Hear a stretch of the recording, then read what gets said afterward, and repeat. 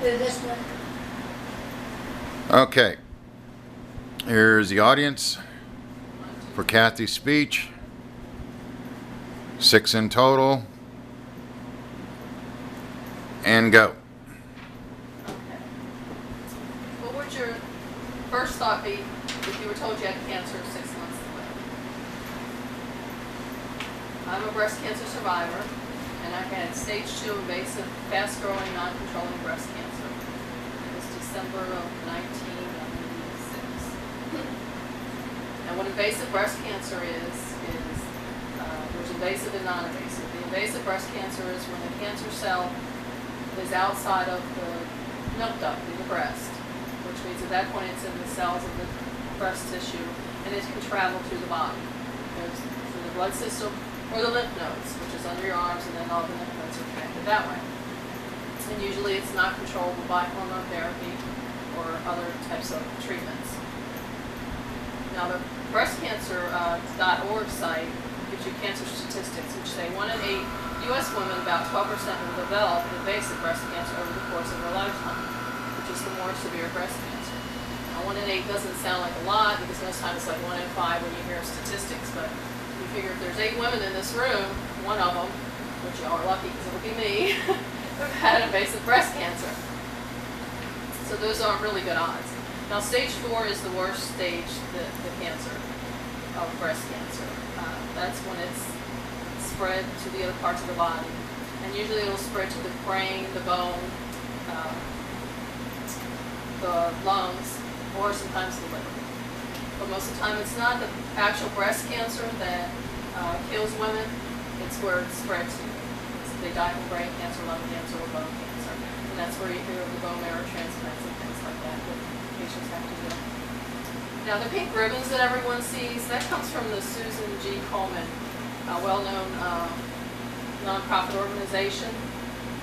They're the ones that have brought breast cancer more aware to people, because everyone can see those pink ribbons on everything you buy, and that leads back to them. And it's Komen, COMEN.org. If you want to check it out for more information or have any questions, or maybe donate some money. Now, as far as the treatments that they give for breast cancer, of course, there's so many details that separate the treatment, but basically they start you out with chemotherapy, radiation, and some type of possible hormone therapy. I went through 4 treatments, harsh treatments of chemotherapy, and of course lost my hair and everything that happens with chemo. And after the 4 treatments, the doctor wanted me to continue my treatments, my chemotherapy treatments, and I declined. And at that point, I was to see a radiologist about radiation, and I declined that. At this point, I decided that the treatments were more harsh than the disease itself, so I didn't continue any more treatments at all. I quit. And at that point, the doctor said that I'm at high risk for reoccurrence and had 6 months to live. Now, this chart here is from the National Cancer Center, and it shows the stages of the cancers.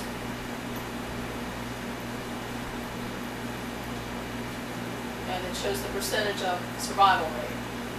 Now the survival rates seem high, but you have to remember, like stage 2, I was at 93%. But it would depend on if it was invasive or non-invasive. Most of the women that survive breast cancer, they're non-invasive. It means they can control with hormone therapy or other types of treatments.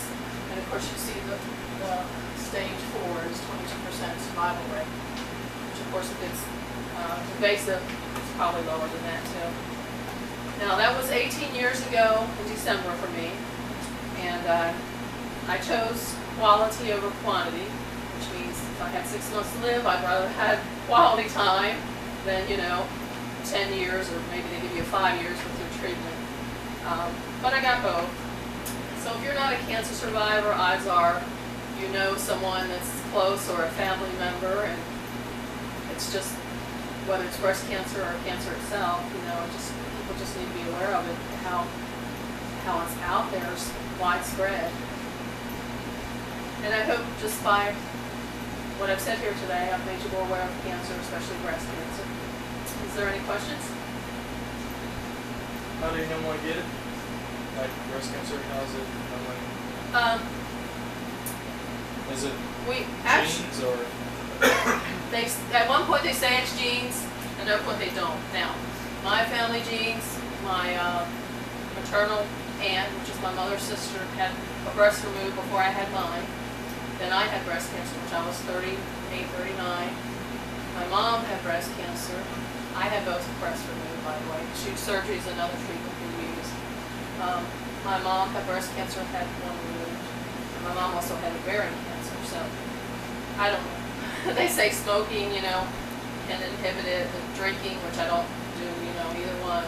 So it's really hard to say, but the cancer cells actually are in our body. It's just that something happens and they don't dissipate like they should. They just become abnormal. It's kind of like when a lymph node gets infected. Right. Either you get it under control or it goes completely out of control and affects all the other lymph nodes. Right. Yeah. Do you regret your decisions or wish there was a different way you'd have went? Since I was healthy, you don't know when you're told you have cancer. You don't know who to go to. You just don't know what to do. So I chose the surgeries. I kind of might have wanted to look at other directions at that point, but hindsight. But I am glad I didn't continue treatments. Do you because regret having them removed? No. I'm actually glad I had both removed because I had such a high grade type cancer. Yeah, they had, back then, they didn't do it like now. It's totally different now the way it was back then. You had to get really special permission and it took a couple extra, weeks, almost, a month or so before they got approval. And it was so different back then. Now it's nothing people are doing without even having cancer. But no, I'm glad to have both rather than one because that's very awkward. I know a lot of women, it's harder. If your body's unbalanced and I hate saying in front of men, but I'm happy not to have to live raw. And I didn't choose reconstruction because that just puts more tissue there. They could be susceptible and it doesn't make any sense. Was it the kind that you felt wrong for you that thing went down there? I had a mammogram 6 months before I was diagnosed and it was fine. I felt a lump. It's not here, but I felt a lump on my right breast and he had to go right to the emergency room where he could look at it because I ended up with 3 in my breast and that was spread to my lymph nodes already. They took some of those out. So, Weren't you afraid that when you quit yeah, doing anything, that it it's would always that reoccur? fear. But Do you sometimes still go for mammogram? no. There's not enough tissue there to do mammograms. Thank goodness. Oh, okay. I know they're painful. But yeah, when you're younger though, your breast tissue is so dense. That's why they have a hard time sometimes seeing them. So they're so bad that it's that you need treatments and everything else. Yeah. That's it. Any more questions? All right, thank you.